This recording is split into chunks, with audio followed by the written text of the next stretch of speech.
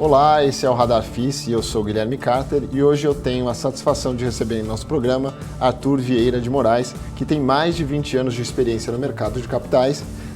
Muito boa noite, Arthur. O Arthur ele é professor de finanças, consultor e apresentador do programa FIS na Exame. Eu gostaria primeiramente de agradecer a sua participação, Arthur, e eu queria já passar a palavra para você. Queria que você... Obviamente eu dei uma condensada aqui, os 20 anos, mais de 20 anos que você tem. Eu gostaria que você contasse um pouco para o nosso público, um pouco mais da sua trajetória até aqui, nesses 20 anos, se você puder. Pode usar o quanto tempo você quiser. Muito obrigado. Primeiro, obrigado eu. Muito legal participar aqui. Mais um espaço para a gente falar de fundo imobiliário, falar de investimento, trazer opiniões. Isso é super importante para todo mundo, né? Cara, eu não vou me alongar muito não, mas é isso aí. Eu comecei em 1999 como agente autônomo, mas era outro mundo, outro mercado. Ainda tinha pregão viva voz, sabe? Não tinha home broker, era outro mundo. E fui por 18 anos agente autônomo. O mercado foi se transformando bastante, vi essa mudança toda. Depois, no meio do caminho, eu comecei a dar aula. Gostava de dar aula, precisava de uma renda extra também, no meio de tanta crise, idas e vindas do mercado, eu comecei a dar aula. E aí o bichinho me pegou. 2 bichinhos, no mercado financeiro e dar aula. E assim como o mercado se transforma, o mercado educacional também. A tal ponto que virou, né? A aula online já é presente, não é nem mais futuro.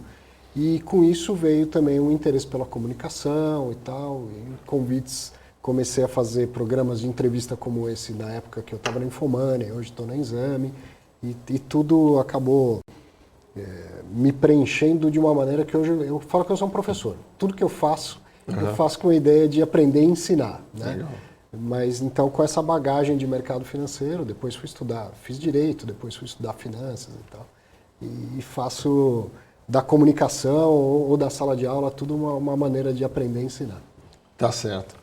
Eu vou até agradecer de novo aí, acho que você serve como inspiração, né? A gente acompanhar a sua trajetória e tal. E eu queria que você falasse também para o nosso público, mas o que te chamou muito a atenção, né? Qual a característica desses investimentos, são os fundos imobiliários, que te chamou muito a atenção à época, né? E na época que você começou, qual que era o cenário, né? Porque hoje a gente tem muito investidor, né? Sim. E naquela época era muito incipiente. Apesar de eu ter começado no mercado financeiro em 99, nessa época a minha carteira era de investidores de ações. Né? Eu fui descobrir fundo imobiliário em 2010. Existia desde 93 pela lei e tal, eu fui descobrir que existia em 2010. E ainda assim, acho que era um mercado de uns 20 mil investidores, não muito mais do que isso. Era muito pouco mesmo. E o que me chamou a atenção foi o mercado imobiliário. Porque eu sempre, quando eu comecei a estudar um pouco mais de finanças, me interessar, era óbvio para mim que investir em imóvel era importante, mas eu, nascido e criado no mercado financeiro, eu não conseguia me interessar e fazer um negócio no mercado imobiliário. Sim. Porque, bolsa, cara, 2 cliques, 2 dias, na época eram 3 dias úteis depois. Né? Liquida a operação física financeiramente, você não tem medo de fazer essa operação. Você tem medo do resultado, se vai dar lucro ou prejuízo. Mas não aquela coisa básica de que, será que eu vou receber o que eu comprei? Sim. Né? E eu ficava pensando, como que as pessoas operam no mercado imobiliário, onde quem compra tem medo de não receber escritura, quem vende tem medo de não receber o dinheiro. Eu não conseguia entender isso. Né? Sim. Então eu sabia que era importante investir em imóvel, mas eu não tinha disposição de operar num mercado desregulado e tal, que é o mercado imobiliário. Quando eu descobri fundo imobiliário, eu falei, opa, aqui tem uma solução e tem um mercado que tem um potencial muito grande, eu quero me especializar nisso. E aí comecei a estudar, investir, né, para aprender de verdade, e aconteceu algo que eu acreditava que aconteceu, o mercado cresceu demais, né? Sim. Interrompido por crises, acho que a gente já podia ter tido esse tamanho muito antes, mas o mercado cresceu demais. Não aconteceu ainda algo que eu acredito que vai acontecer, que a gente ter mais brasileiros investindo em fundo imobiliário do que em ações. Sim. Porque esse mercado ele é muito mais plausível, mais fácil de entender e tal do que o mercado de ações. Mas se pensar sair de quando eu comecei uns 20 mil investidores para 1,5 milhão, já é um crescimento gigantesco e mostra o quanto a gente tem muito mais para andar, né? Sim, com certeza. Bom, acho que uma coisa que também muita gente quer saber é, quando você analisa fundos imobiliários, né, assim, como é que você faz a seleção? Como é que o Arthur, né, como investidor, olha, que indicadores que ele vê, da onde ele começa? Sim. E... Ó, eu sempre me interessei por fundo grande, cara. Eu não tenho interesse, acho um desperdício, tendo opções de investir em fundos grandes bem diversificados, Sim. acho um desperdício escolher um fundo monoativo, monoinquilino e tal.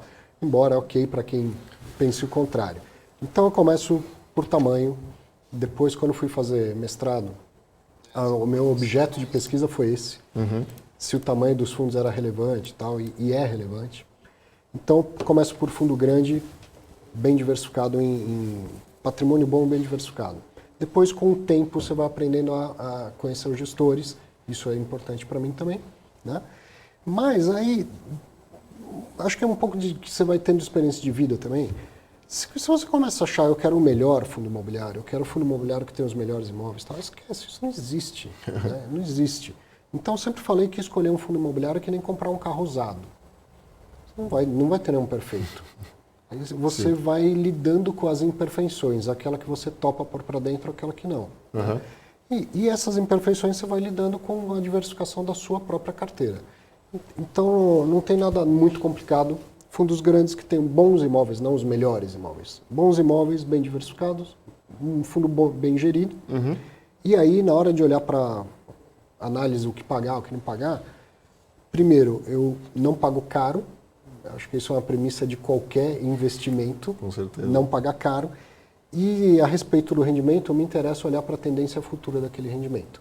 E a tendência, não é detalhe, não é na vírgula. Você está pagando 0,72, vai para 0,74 e tal, isso eu nem tento fazer essa conta. Mas qual é a tendência disso que está acontecendo agora?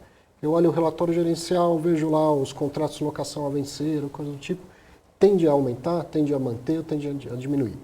Se tende a manter e a rentabilidade já me é satisfatória, beleza, eu posso entrar. Se tende a aumentar, maravilha. Se tende a diminuir, não tem razão para eu entrar no fundo agora. E se a gente pegar assim, você, olhando setorialmente, você tem algum, vamos dizer preconceito, mas algum setor que você gosta mais ou gosta menos? E outra coisa, né? Vou te dar uma tarefa aqui para me dizer, quais são os casos, se você puder citar, que você entrou e tomou porrada e quais que você se deu muito bem? Quais eu me dei muito bem, cara. Acho que fundo imobiliário é um negócio que é tão raro de... Eu me dei muito bem na pandemia. Eu fiz pequenas compras em valores, mas eu consegui comprar muito bem. Um foi o HGRU, eu não vou lembrar de cabeça os preços, tá? Mas HGRU, se não me engano, eu paguei uns 80 e poucos reais. Boa. E o outro foi o Vino, que eu também não me lembro o preço, mas foi muito, muito abaixo, assim. Isso foi na pandemia. Então, talvez exemplos dessa, que peguei um belo preço. Mas, em geral, até porque não tem tanta volatilidade em fundo imobiliário, não é muito aquele negócio que você pega e dá uma porrada no preço, né? De vez em quando você faz isso com uma ação e tal. Sim. Mas antes disso, você tinha me perguntado outra coisa. Setorialmente, se você tem algum preconceito, alguma coisa assim. Não, eu vou dizer que eu tenho né? predileção por tijolo. Eu acho que a graça do fundo imobiliário, né, é passar em frente ao imóvel, é aprender sobre imóvel. Mas eu tento não deixar essas emoções interferirem tanto nas minhas decisões. Então eu tenho papel, bastante até. Uns 30% da minha carteira hoje é fundo de papel. Mas o que eu tenho tesão mesmo é de ter fundo de tijolo. Acho mais gostoso olhar isso. E o que você tomou? Uma paulada? Uma paulada? Eu posso te falar o que eu tomei uma paulada, que foi o HGBS, comprei muito caro. Sim. E só me ferrei. Mas, enfim, né? A gente estava num ambiente diferente, né? Shopping estava se recuperando, 2019. Né? É até outra coisa que depois a gente pode voltar no tema. Mas se você lembrar aí o fundo que você tomou uma pancada... Um pouco antes da pandemia, estava tudo muito caro, né? Final de 2019. Sim. Deu aquela porrada no índice. Todo mundo achando que fundo imobiliário não caia nunca mais. Eu fui lá e vendi boa parte da minha carteira. E aí... Uma parte do dinheiro foi para renda fixa de verdade, uma outra parte foi, cara, vou colocar nos fundos de papel aqui, CDI tranquilo, que depois, a hora que cair, eu destroco. E aí, para não colocar tudo em KNCR, eu comprei uma parte em KNCR, a maior parte, e uma parte em SAD 11. Cara, os dois caíram por causa da queda do CDI, mas o SAD 11 parece que não volta nunca mais. O CDI já saiu de 2 para 11 praticamente, deve chegar essa semana. Sim. Ele vem aumentando, né? Vem aumentando devagarzinho, puro, né? mas uma velocidade muito menor. Sim. Então, acho que essa foi uma paulada, foi até recente, né? mas foi uma cacetada que eu tomei. Entendi. Agora, eu não esperava, né, que o CDI fosse para 2% ao ano. E isso fez com que os dois desvalorizassem, inclusive com que o rendimento ficasse muito pequeno. Mas aí eu não esperava que viesse a 2, mas que não ia ficar 2 por muito tempo, isso era claro. Sim. Então eu também não gerei a carteira, mantive lá, e agora também não é hora de vender, né? Vamos esperar. Com certeza. Inverter a tendência do CDI e depois eu destroco. O pessoal reclamou bastante, achou que o Campos Neto exagerou demais nos 2%. Agora está falando que ele exagerou demais para cima, mas na verdade o que a gente tem visto, na minha opinião, é que ele se antecipou. E o que estava preocupado era mais se Europa e Estados Unidos iam realmente fazer alguma coisa. Agora vão fazer, né? Mas a gente antecipou, a gente brinca com muita gente e discuto isso, mas acho que a gente... Isso é difícil demais, né? Depois que passa, é muito fácil, Exato. né? Política monetária não é difícil, não é fácil de ser feita. E tem um negócio interessante, o Fed tinha um joguinho online. Não sei se você já viu isso. Não. Tinha um jogo do Fed mesmo. Que eu até já algumas vezes falei para o pessoal do Banco Central, faz um negócio aqui. Então, eu usava isso em sala de aula, os alunos adoravam, era muito legal para ensinar basicamente política monetária. Bom, tiraram do ar. O Fed tirou o jogo do ar. Por quê? Eles colocaram uma explicação que, como era o jogo? Era a reunião do Fed.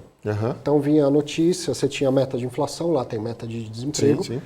E aí você estava fora da meta sempre e tinha que decidir o que fazer com a taxa de juro básica. Tá? Aí você mudava, aí vinha a notícia, a imprensa cornetava e tal, você mudava de novo até que vinha um breaking news, tá? Crise do petróleo, aí explodia preço para cima. Era muito legal para sentir na pele o que é aquelas reuniões. Uma simulação. Tiraram do ar, dizendo assim, olha, a política monetária nos Estados Unidos hoje é muito mais do que simplesmente taxa de juros. Né? Então já é difícil em condições normais. Do jeito que virou esse mercado, que é muita dívida, né, os bancos centrais assumindo dívidas e tal, mais fácil de criticar do que está lá tomando decisão. Ia ter que adicionar o quantitative easing, ia ter que outras coisas, ia ficar muito difícil simular, né? Eu tinha também lá, quando eu estava na faculdade, lógico, mas era bolsa, era a Folha Invest, que era muito simulador. Legal. E tem um bem legal também, já que você falou em simulador, que é o da CME, para você operar índice lá fora, tem um simulador, e eu até recomendo o pessoal que quiser, que você vê a diversidade que você pode operar lá. Lá você pode abrir índice, vender petróleo, sei lá o que e tal. E eu acho que a gente devia começar a fazer aqui. Mas vamos falar de polêmica, Arthur. Afinal, né, vamos entrar no caso um pouco. Eu queria saber, né, a sua opinião. Né, e para quem não sabe, são poucos. Você é formado em Direito, é advogado. Então você é um cara gabaritado no juridiquês, mais do que nós. Eu queria entender a sua opinião sobre esse caso, né? Eu sei que está todo mundo falando, todo mundo tem opiniões divergentes, da CVM com a decisão sobre o fundo MXRF. E o que você achou da decisão? Se você puder explicar para um leigo, como você explicaria? E quais as implicações você acha para a indústria nesse momento? Lembrando que hoje a gente teve já a divulgação e aparentemente a vida continua. Não vi nenhuma mudança tão relevante na distribuição de rendimentos, né? Carter, cara, eu sou versado em direito, mas eu não sou um cara tão versado em contábeis. Essa é a grande dificuldade para entender isso, entendeu? Do ponto de vista jurídico, eu consigo explicar tranquilamente, em poucas palavras, de uma maneira simples. Mas o cerne ali do que está sendo discutido é a CVM dizendo que o fundo está contabilizando resultados errados e distribuindo mais do que deveria distribuir. Tá? Para que a gente conseguisse tomar um lado, a CVM está errada ou o BTG XP estão errados, eu teria que ser capaz de abrir as demonstrações financeiras e julgar se, na minha opinião, a demonstração está correta ou não está correta. E eu não tenho conhecimento em contábeis para isso. Não tenho. Se tivesse, será que a gente seria capaz de ter as informações detalhadas? Né? Eu entrevistei o gestor, o Mazetti, eu perguntei, mostrei o papel, falei, a CVM está falando que o fundo teve prejuízo. Teve ou não teve? Ele falou, teve. Mas veja bem, desse prejuízo, uma parte é prejuízo de verdade, de CRI que deu pau, que não pagou, que deu default. Uma parte é meramente marcação a mercado, que é talvez a grande discussão do mercado, se está certo ou se está errado. E outra parte é aquela discussão toda que até hoje o mercado não tem um consenso de se eu contabilizo a cada operação do CRI, caixa, o contábil e tal. Então, são 3 coisas diferentes que ficam condensadas numa linha de resultado. Então, primeiro, não conheço contábil o suficiente para julgar. Segundo, se conhecesse, talvez eu não teria como chegar ali e dividir operação por operação para tomar uma decisão. O que dá para a gente tentar comentar é, só o fato de ninguém ter entendido já não é um bom sinal. Já não é um bom sinal. E gerou uma dúvida no mercado que eu fico em dúvida se é um exagero ou não. Todo mundo está em dúvida se é um exagero ou não. Eu tenho a impressão que não é um exagero porque dos gestores com quem eu conversei, também eles estavam em dúvida. Sim. Agora divulgaram rendimento, todo mundo mantém do jeito que estava, já é um bom indicador para o mercado. Mas gerou uma dúvida se a marcação a mercado dos ativos influencia na apuração do lucro ou não. Porque ali, além da marcação, tinha, sei lá, default, que aí sim é um reconhecimento de prejuízo, vamos dizer assim. Isso. E tinha também a questão lá de como que cada administrador trata o IPCA ou o IGPM dentro de um CRI. Sim. Tá? E tem administrador que, por competência, reconhece, eu vou poder receber isso, não recebi ainda, vou receber, então já tenho dinheiro no caixa, eu distribuo antes. E tem administrador que fala, não, só, você tem direito a receber quando esse dinheiro entrar, pingar no seu caixa, então aí a gente distribui. Então tem essas 3 situações dentro daquele resultado, tá? Que a gente não consegue discernir. E agora, da decisão, uma parte do mercado, e eu estou na parte que também fiquei com essa dúvida, dá a impressão de que você tem que partir do resultado contábil, considerando nesse resultado contábil meramente a marcação a mercado. Então, se eu sou um FOF e tenho cota de um fundo imobiliário que desvalorizou, eu não vendi, eu não tive prejuízo. Certo. Tá? Mas eu deveria contabilizar isso como prejuízo. Então, aí diminui meu resultado, diminui o que eu tenho a distribuir. Se eu sou um fundo de tijolo, tenho um imóvel, foi remarcado para baixo, eu deveria contabilizar como se fosse um prejuízo. Só que eu não vendi este imóvel, então ainda não tenho prejuízo. Mas seu entendimento é análogo, é similar ao de tijolo de recebíveis? É, marcação a mercado. A diferença é como marca mercado cada tipo Mas de... isso a gente não pode falar, isso não é um absurdo? Tipo, aquele negócio é um absurdo, o de tijolo... Me parece ser um absurdo. Por exemplo, vamos supor que nós tenhamos ali alguns imóveis na física, né? Não via fundo imobiliário. Então, o inquilino, como é que a gente faz, né, na prática? Porque o imóvel pode desvalorizar. Se eu continuo você vai parar de receber o seu aluguel, assim, dá para fazer essa analogia ou não? Porque é meio... É o que parece, né? Foi da forma com que ficou, por isso que o mercado ficou tão em dúvida. É um negócio que não parece razoável e não se espera da CVM uma decisão que não seja razoável. Por outro lado, esse lado advogado também, né? Advogado tem argumento para os dois lados. A CVM tem que decidir e ela parte de uma lei que é muito confusa. Porque na hora de falar sobre a distribuição de rendimento, a lei fala que o fundo tem que distribuir o lucro apurado sobre o regime de caixa, o que não existe na contabilidade. Sim. Tá? Lucro é apurado por regime de competência. Semestralmente e com base em balanço ou balancete do exercício. Sim. O exercício tem 12 meses. Então, o mercado nunca soube exatamente olhar para a lei e interpretar aquilo e falar, é assim que se faz. E a lei é de 93. Em 2014, a CVM soltou lá um ofício circular, falando, olha, de fato, o lucro que está escrito na lei não existe. Então, você vai partir do contábil e fazer ajustes com efeitos caixa. Tá? E agora, nessa decisão, a CVM fala, olha, eu continuo aplicando exatamente o que eu escrevi em 2014. BTG e XP falam, não, a CVM mudou a interpretação de 2014. Sim. Entendeu? E eu não sei quem está certo. Se a CVM que sempre falou a mesma coisa ou se a CVM nessa decisão mudou a sua interpretação. Às vezes, a gente tem lá um baita de um diretor da CVM votando que o cara é bom de macro e não é bom de micro. Sim. Tá? Ele pode não conhecer fundo de investimento imobiliário, que é uma coisa recente, que ficou relevante para o regulador olhar agora, que tem 1,5 milhão de pessoas. Então, os caras tenham 40 anos de mercado, mas não tem muito interesse, muita experiência em fundo imobiliário. Mas ele tem que decidir. Acho que ele estava preocupado antes era com o grande que tinha até mais 50%, né? Para ter isenção de rendimento, né? E acho que ficou por aí agora que reviveu um pouco. Então, é uma decisão, primeiro, decisão se cumpre, né? Não se discute e tal. Sim. Nesse caso, cabe recurso e já entraram com recurso. Mas pode a CVM ter errado? Pode, e eu tenho a impressão que sim. Ela já errou? Já errou outras vezes, lógico, todo mundo erra. E eu costumo dizer que fundo imobiliário é a pedra no sapato do regulador. Justamente porque ele é muito específico, muito peculiar. Parece empresa, não é empresa. Parece imóvel, não é imóvel. Parece fundo 555 e não é fundo 555. Entendi. Então, ele é um bicho muito peculiar. Tá? Isso você encontra em artigos acadêmicos mundo afora. É uma classe de ativo única, que não se compara com as demais, embora tenha características de todas as outras. Sim. Então, na hora de regular, é a mesma coisa. Não adianta você falar, se isso vale para companhia aberta, faz igual para fundo imobiliário.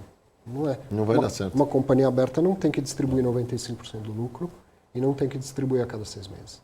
Então, faz sentido, ou seria um excesso de, né, porque eu gosto muito de fundo imobiliário, falar, não, o fundo imobiliário tem que apurar lucro diferente do que uma empresa. Alguém pode estar assistindo e falar, esse cara está viajando, lucro é lucro.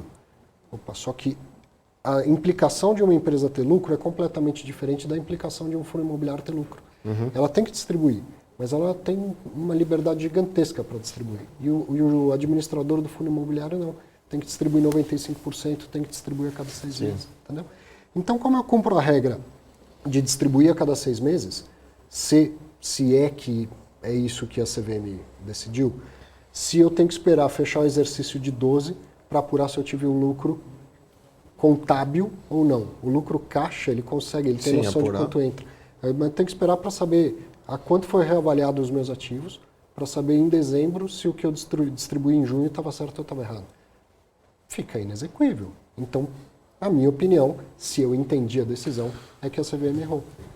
E pode ser que ela reveja isso no recurso. E até, assim, teve muita gente que ficou com a dúvida de que, no caso negativo, vamos supor do tijolo, né, reavaliou, vamos supor um tijolo, um fundo que tem 10 milhões de patrimônio, reavaliou um negativo 1 milhão. Então você tem um lucro ali negativo, esse prejuízo, e de receita já o net 1 milhão. Então dá um net zero ali. Ou seja, ele não pode distribuir. Né? O caso contrário, também tem muita gente que ficou com dúvida, foi, e se ele tiver 1 milhão de reavaliação positiva e tiver mais 1 milhão de caixa? Essa parte do lucro contábil, ela não necessariamente tem que entrar. Sim. Porque senão o absurdo dele ter que distribuir o que ele não tem, porque não tem efeito caixa. Né? Então teve muita gente também que ficou com essa dúvida, mas já tem alguns esclarecimentos com isso. Agora, Arthur, quando a gente, e eu parto desse pressuposto de que a CVM está do lado para defender o menor, né? Os cotistas, no caso ali. E tanto é que a CVM decide, muitas vezes, se você pode comprar ou não, dependendo do investidor que você é, um ativo, ela regula quem pode trabalhar ou não, ela cobra por isso, inclusive, para quem quer trabalhar. O que você achou, né? E a gente tem visto muito na indústria de fundos, que é o problema, né? E é outro tema que eu vou entrar, é outro tema polêmico, que é emissão abaixo do valor patrimonial. que os fundos, eles, às vezes, têm um ativo bom de tijolo, os fundos de tijolos, que eles faz sentido até ele fazer, porque é o mercado, está lá, está negociando abaixo do patrimonial, não tem o que fazer, mas o ativo vai gerar muito mais valor, né, para o fundo do que... E ele tem, obviamente, primeiro a concorrência, ele não pode chegar lá e falar o ativo no fato relevante, mas ele tem que tomar muito cuidado, porque, segundo alguns gestores, ele não pode dar muito insight do que ele está comprando ali, por conta de comunicação. Então, ele já tem um problema de comunicação. Ele tem um contrato, inclusive, se comprometendo a manter sigilo da operação. Exatamente. Com o vendedor do imóvel. Então, o que você acha, assim, dessa volta no mundo, porque é um problema a comunicação, o que você acha da CVM depois do que o fundo lançou a nota do fato relevante, ela simplesmente faz um comunicado que também já deixa com muita dúvida, sendo que ela em teoria, ela está do lado do menor. Qual que você acha que deveria ser a postura dela? O fato relevante foi do resultado de um processo administrativo. Sim. Então você tem o regulador aqui, um monte de advogado aqui, e se entendendo em juridiquês, e tem que ser em juridiquês nesse caso, Lógico. muito específico.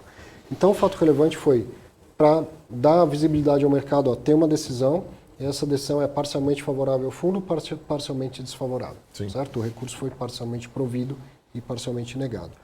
Então, até aí, o MXRF cumpriu a obrigação de soltar o fato relevante. Daí gerou uma baita dúvida no mercado.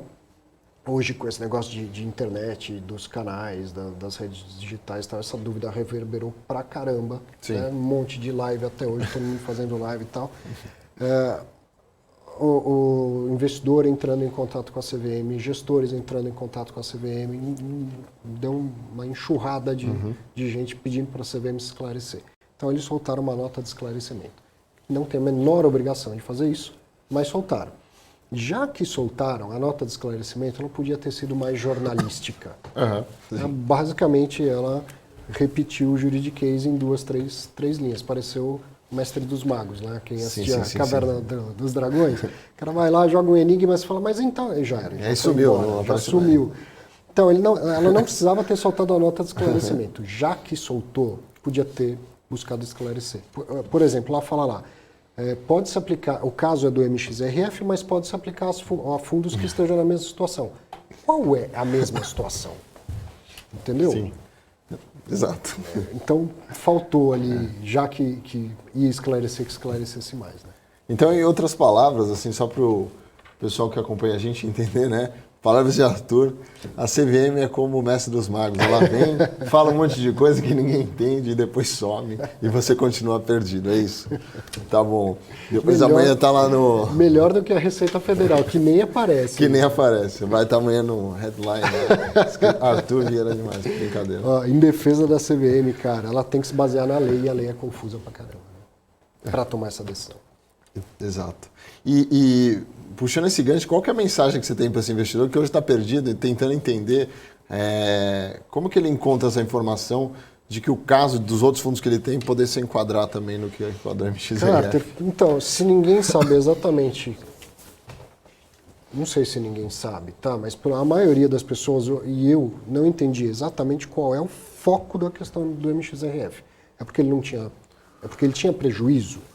Ou é porque ele teve lucro e distribuiu mais do que o lucro? E é porque, então, por exemplo, quando eu perguntei lá para o gestor, mas tinha prejuízo, a CVM mostra prejuízo. A forma com que a CVM contabilizou é diferente com a forma que vocês contabilizaram? E eu acredito que possa ser. Tá? Então, se a gente não sabe exatamente qual é o foco da coisa, como que eu vou imaginar quais outros fundos eu posso comparar? É como se falasse assim, olha, gente que estiver em situação similar à do Carter pode estar implicado. Bom, você tem barba, eu tenho barba. Mas você tem olho claro, eu tenho olho castanho. Então, eu não sei qual é a situação específica do Carter que eu tenho para comparar comigo. Então, cara, eu não sei. Talvez a primeira vez que aparece um fato que me deixa uma dúvida tão grande que acho que não tem muito o que ficar falando. Né? Se não esperar, já que tem uma próxima decisão, já houve um recurso, esperar que uma próxima decisão a coisa fique esclarecida.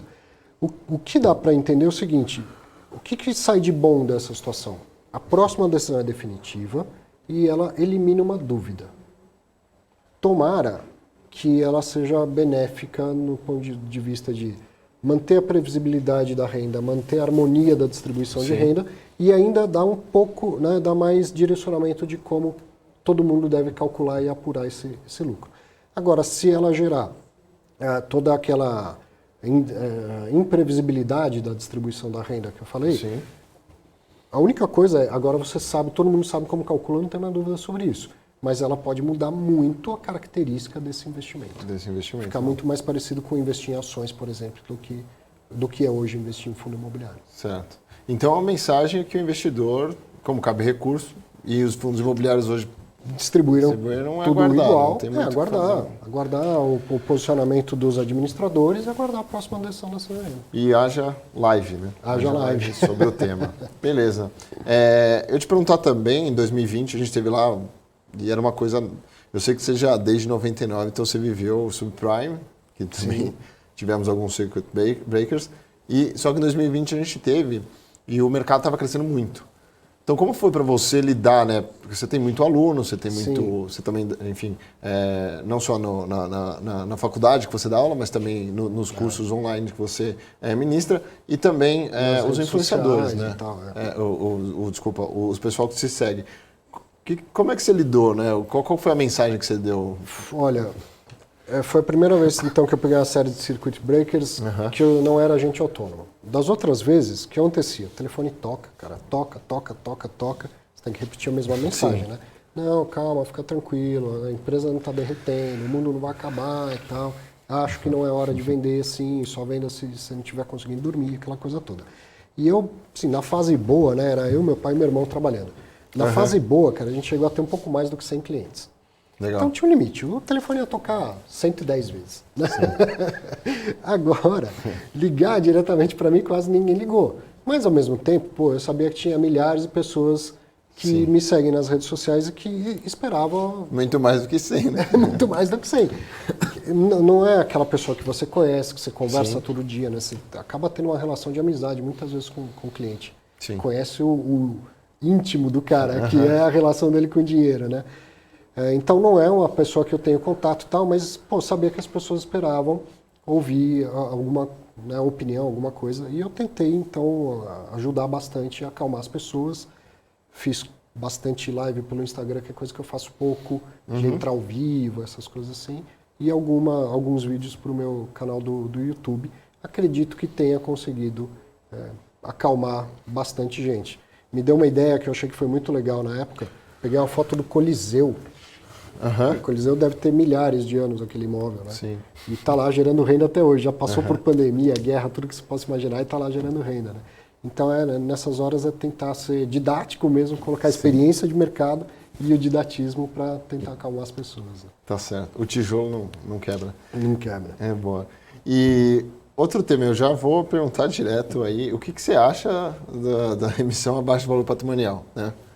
Ó, teoricamente eu não sou contra, acho que não é porque veio uma emissão abaixo do patrimonial que ela vai ser ruim, mas entre teoria e realidade a gente tem que ver na prática a coisa acontecer. Então, se ela vem abaixo do patrimonial, pouco abaixo do patrimonial, digamos, ela vem, sei lá, 5% abaixo do patrimonial, e eu vou comprar um ativo que eu acredito que eu estou comprando 10% abaixo do que ele vale, 10 a conta fecha, certo? Tem um desconto de 5 aqui, mas vou conseguir um desconto de 10 aqui, então ok, valeu a pena, funcionou. Não acho que seja um negócio sem tanta importância, mas eu acho que se dá importância demais a isso, do ponto de vista de, vai diluir o cotista, forçar o cara a comprar, ou o cotista que acha muito importante ser diluído. Eu participo muito pouco de emissões dos fundos que eu tenho, se está acima, abaixo do patrimônio, eu participo muito pouco. Eu compro quando eu estou a fim de comprar. Vamos pensar que eu vou ser diluído. Tem cotas do KNR11, o fundo tem 5 bilhões. Eu tenho 0,00013% do patrimônio do fundo. Se vier uma emissão for diluída, eu passo a ter 0,00011% do fundo. Dou na minha vida. Entendeu? Agora, se você tem 5% do fundo e vai passar a ter 3,5%, mudou muito na sua vida. Sim. Porque você convocava uma assembleia, agora não convoca mais. Exatamente. Tá? Então, não é que... Né, o mundo não é só a minha posição como cotista. Agora, em relação a... Se é tão importante eu não poder ser diluído, fundo é negociado em bolsa, cara, vai lá e compra. Não é? Sim. Compra quantas cotas você quiser. Eu vou ter direito a, sei lá, 10% de direito de preferência. No mercado secundário eu posso comprar 10, 15, 20, 200% a minha posição. Então, não é que não seja importante essa discussão. O ideal é que não tenha emissão abaixo do valor patrimonial, mas eu acho que ela é supervalorizada. E, principalmente, quando é o caso do direito de preferência, você já é cotista do fundo. Então, você se encontra numa situação em que você é vendedor e comprador ao mesmo tempo. Comprador quer comprar barato, vendedor quer vender caro. Sim. Entendeu? A emissão acima do patrimonial é boa para quem está captando dinheiro. Sim. Boa para quem está vendendo a cota, porque está vendendo caro. Acima do preço de tabela, vamos dizer assim, que seria o valor patrimonial. Tá? Mas para quem vai comprar, não é bom comprar caro. Não, lógico que não. Ninguém quer fazer isso. Agora, quando ela vem abaixo do patrimonial, o vendedor está vendendo barato e o comprador está comprando barato. Então é ruim para quem vende, bom para quem compra. Se você está nas duas pontas dessa operação, o que é bom, né? Então o ideal é que ela esteja próximo do valor patrimonial. O ideal não gera discussão, não tem impacto da diluição, assim. Sim. Mas eu acho super avaliada essa discussão. Não acho o fim do mundo um fundo emitir abaixo do valor patrimonial, se o que ele pegar, né, o que ele fizer com o dinheiro for bom no fundo. Se ele emitir acima do patrimonial e comprar um monte de porcaria... Aí sim ele tem que ser penalizado, né? Tem um histórico aí. Mais importante saber o que ele vai fazer com o dinheiro do que a maneira com que ele captou o dinheiro. E mais, cada vez crescendo a utilização da alavancagem. A alavancagem é uma captação de recursos de terceiros, que não passa pelo crivo do mercado de exerce ou não exerce, concorda ou não concorda. O administrador só reporta. Sim. Comprei um imóvel, tomei uma dívida IPCA mais 6,5, IPCA mais 7, IPCA mais 8. Se a dívida foi cara, é como se ele tivesse emitido abaixo do patrimonial. Exato. Não fui diluído na minha quantidade de cotas, mas entrou uma dívida cara em meu nome, vamos dizer assim, né, como cotista. Então isso é tão importante de ser discutido quanto a emissão. Essa polêmica a gente não vai entrar hoje, mas provavelmente, como os fundos estão fazendo muito isso, em algum momento pode ser que o regulador também caia em cima falando alguma coisa e tal. Pode ser aí antecipando uma nova crise. Falta um pouco de direcionamento. Sabe? O regulador, cara, imagina um árbitro de futebol. O cara tá lá num jogo da FIFA. Quem escreveu a regra foi a FIFA, certo? E o árbitro é um representante da FIFA. Sim. E quando ele vai bem, ele não aparece. Não é isso? Lógico. Você tem de cada um dos lados, você tem um time tentando ser mais criativo que o outro, inventar jogadas diferentes. Tal. Isso é o mercado financeiro. Os gestores, 2 fundos imobiliários e tal, mas um quer ter um estilo diferente, tentar ganhar mais dinheiro aqui, o outro ali e tal. Desde que esteja dentro das regras, maravilha. Quanto mais clara as regras, melhor para todo mundo. Com claro, certeza. não precisa ser fechado, precisa ser claro. Então o regulador ele tem um papel importante no mercado, que é definir bem as regras e fiscalizar se todo mundo está dentro minimamente dessas Com certeza. regras. Tá? Então, nesse sentido, ótimo, a CVM vai ser sempre importante.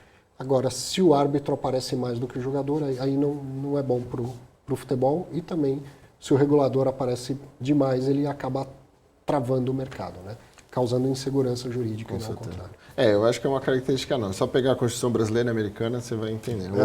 Tenta ser muito, né, uma coisa que é findável, com todos os detalhes do mundo.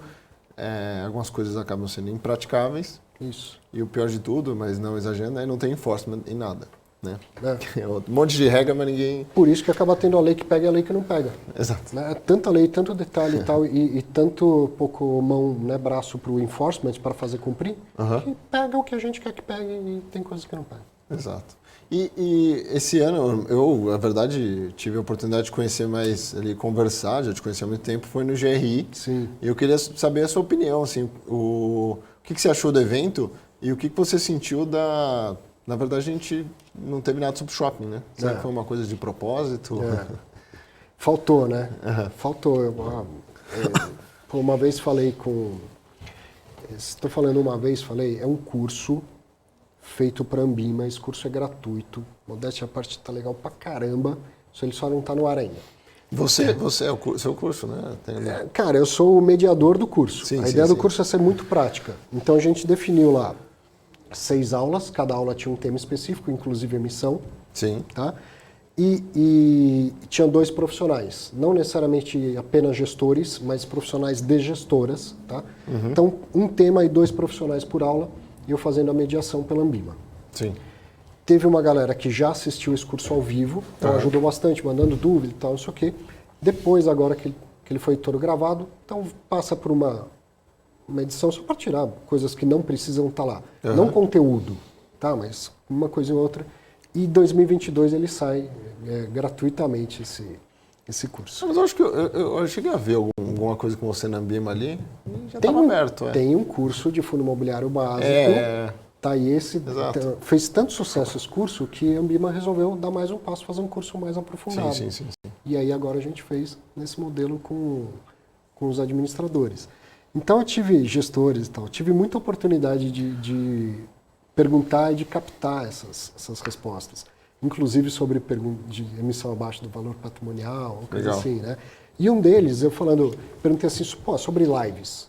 Vocês conseguem hoje ter uma política? Porque se vocês forem participar de live em todo canal que alguém te chamar, você não vai mais fazer gestão de fundo imobiliário. Sim, né? sim.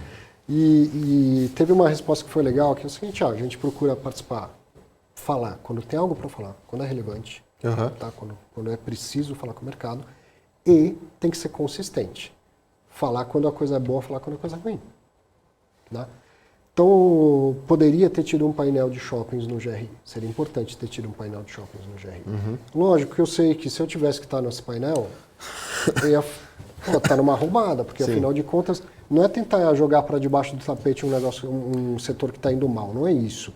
É que nem o caso do MXRF, é não saber o que responder, Sim. dado o tamanho da incerteza.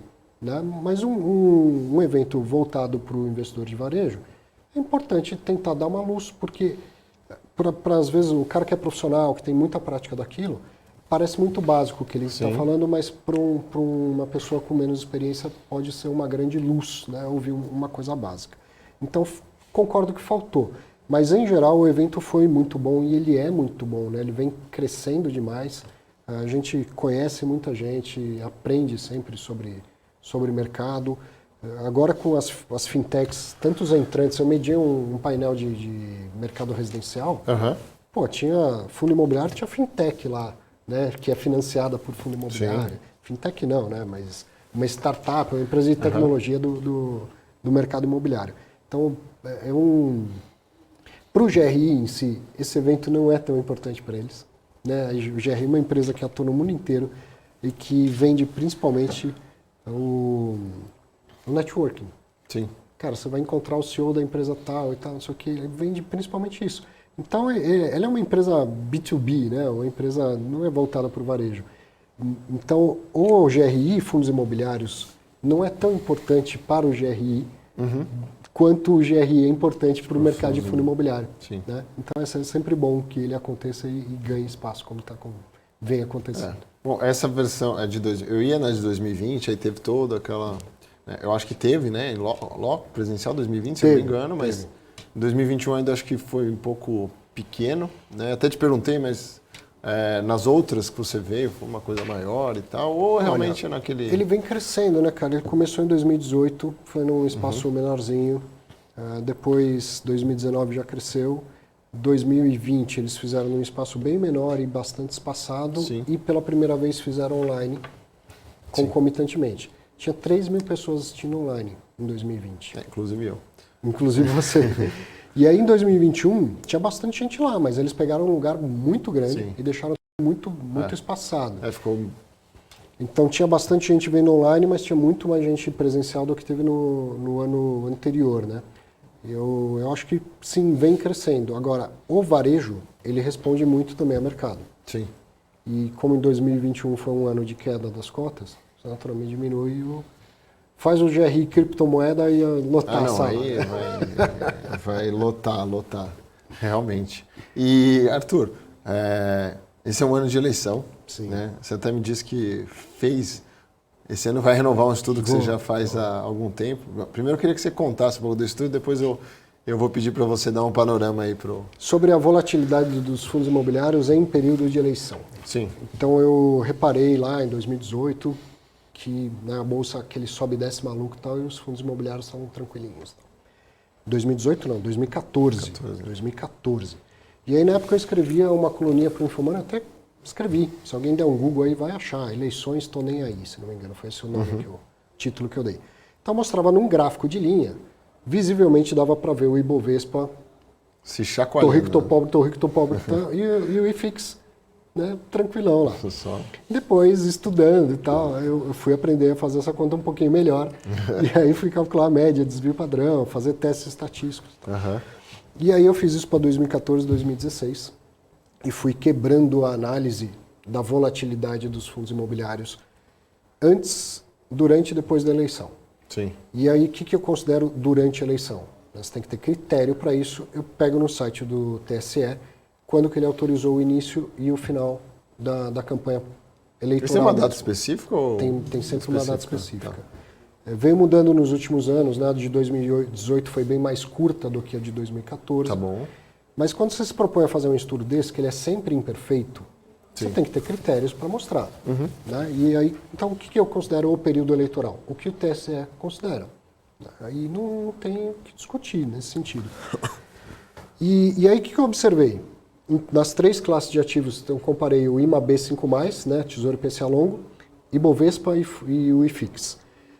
Antes da eleição, a volatilidade é menor.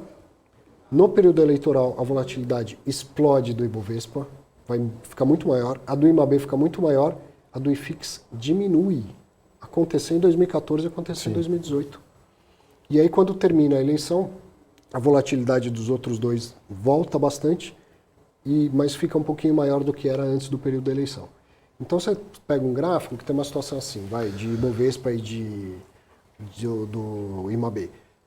Se pensar na volatilidade, ela aumenta muito no período eleitoral, depois ela diminui, mas não chega a voltar para onde estava originalmente. Só que fundo imobiliário não. Ela diminui no período eleitoral, depois ela volta para onde ela estava. É muito curioso. Né? E aí uma coisa é você conseguir fazer um teste e mostrar isso. Outra coisa é explicar. Primeiro que a estatística não explica nada para ninguém. Não. Né? É o estudioso que oferece algum tipo de interpretação. Sim. Então, cara, eu não tenho uma explicação para isso. Não tenho uma explicação para isso. Pode falar, mas tinha pouco investidor. Em 2014 tinha muito pouco. Em 2018 tinha pouco em relação a hoje, muito mais em relação a 2014. Bom, vamos ver como é que vai... 2022 vamos testar de novo isso. Esse ano. Para quem não sabe, o Arthur ele faz doutorado lá na FEA, né? Isso. Então ele está bem voltado aí para essas artes marciais. E a gente até conversou, porque eu faço mestrado também em economia. Mas é até uma brincadeira que eu faço, né? A gente olha muito dado e a gente acha que parece que a gente é dono do mundo, né? Com a capacidade de prever. E aí sempre que acontece, né? Os modelos, né? Eu até brinco. Leiam a carta do Roberto Campos Neto, né? Esse ano, com todos aqueles modelos, aquele aparato, o que ele falou ali foi o seguinte, não estava previsto no modelo, entendeu? Então vamos ajustar para a próxima. E sempre é assim, né? Mas lógico que é muito importante a gente ter a ideia desses dados. Mas, Arthur, ano de eleição, ano complicado, não tanto para fundos imobiliários, mas eu queria entender o que você acha, qual o cenário atual e a perspectiva para esse ano e para o ano que vem dentro da indústria. Cara, pelo que eu venho observando de ano eleitoral, a volatilidade aumenta na Bolsa, aumenta nos títulos públicos. O fato da volatilidade dos fundos imobiliários não aumentar muito, não significa que eles não possam desvalorizar em função disso ou valorizar em função disso, tá? A volatilidade, ela se manifesta no sobe e desce. Se eu pegar e tiver um período só de alta, a volatilidade não é tão grande. Se eu tiver um período só de queda, a volatilidade não é tão grande. Embora ele tenha mudado de patamar de um período para outro. Sim. Tá?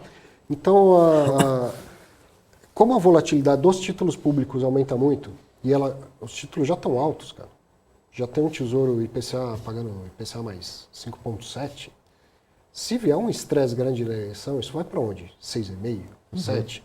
É possível que os fundos imobiliários acabem tendo que cair um pouquinho. Com certeza. Tá? Embora não vai na mesma magnitude, não guarda a mesma correlação antes do período eleitoral. Porque acho que o mercado faz essa leitura assim. Esses caras vão ficar loucos aqui, mas a gente sabe que depois a coisa estabiliza. Essa é a impressão que eu tenho. Então, o que eu quero dizer? Nessa hora, tem um perfil de investidor que poderia migrar para fundo imobiliário acreditando que a volatilidade vai ser menor? Até tem, mas é o perfil do investidor maior, institucional, o gestor de fundo de pensão que não interessa a volatilidade para ele. Não interessa, o cara está olhando para dali 20, 30 anos, a volatilidade só vai fazer ele mandar uma cartinha para o cotista dele, que o cotista vai falar, nossa, estou perdendo dinheiro, e não tá, vai ficar tudo bem daqui 3 meses e tal. Então poderia esse cara falar, vou migrar um pouco mais para fundo imobiliário? Sim. Agora, o investidor comum, por mais que ele adore fundo imobiliário, aparecem oportunidades no Tesouro IPCA que são raríssimas, que tem que ser aproveitadas. Sim. Você vê lá um negócio pagando IPCA mais 6, mais 6,5 e tal, tem que aproveitar. Ou quando a curva dá uma estressada ali, o pré sofre, e você fala, não sofre tanto não, que tem oportunidade aqui. E aí passa a eleição, não importa se é o candidato A, B, esquerda, direita, em cima, embaixo e tal, passou a eleição, passou o período de incerteza. Risco é incerteza que é possível ser medida, não é isso? Sim. Então, quando você tem lá 3, 4 possibilidades de um presidente ser eleito, a incerteza exacerba, o risco aumenta. Depois, um deles foi eleito. Se era o que você gostava ou não interessa, mas a incerteza diminuiu. Sim. E aí, naturalmente, a volatilidade desses títulos diminui. Não sei se eu posso falar isso, mas é que você está no período que você está no limbo, né? Você não está no céu nem no inferno. Você pode ir para o céu ou você pode ir para o inferno. Mas você tem a certeza para onde você está indo. Né? É mais ou menos isso. Certeza não digo, mas menos incerteza. Não, entre aspas, né? Aí você vai ajustando. Até o Alexandre Cabral. O grande Cabral. Ele mandou aqui palavras dele, hein? Para o Arthur. Que homem completo, advogado, estatístico e entendedor de FII. Mas, engano bem, né, Cabral? Então, depois dessa do Cabral, um abraço para você. Eu queria que você deixasse suas considerações finais. Infelizmente estamos chegando no fim, mas queria que deixasse as suas considerações finais aí para o nosso ouvinte, Arthur.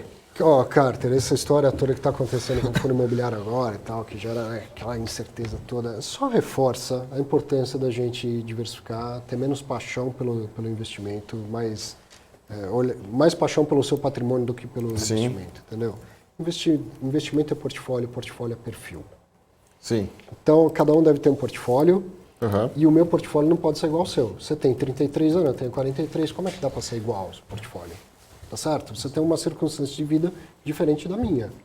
Então, cada um que entenda a sua circunstância, diversifique, monte um portfólio e fique tranquilo com esses chacoalhões, porque eles vão acontecer. Por eleição tem a cada 4 anos. Se eu estou investindo para um horizonte de 20 anos, vou passar por pelo menos 5 eleições. Sim. 30 anos, né, mais do que isso. Mudança de juros acontece a cada 45 dias, reunião do Copom. Sabe? Então, é menos barulho, menos dia a dia, e mais sentar, respirar, planejar, executar. Cara, deixa rolar. Né? Investimento é isso. Planeja, executa, diversifica, aproveita as facilidades de diversificar internacionalmente e diversificar também, não é concentrar todo o dinheiro lá fora. Sim. E fica tranquilo. Faz o PDCA aí, toca o barco. Preservar patrimônio primeiro e multiplicar um pouquinho depois. Tá certo. Arthur. Valeu, obrigado pela oportunidade. Muito obrigado aí mais uma vez. Eu vou ficando por aqui. Muito obrigado pela sua participação e até a próxima.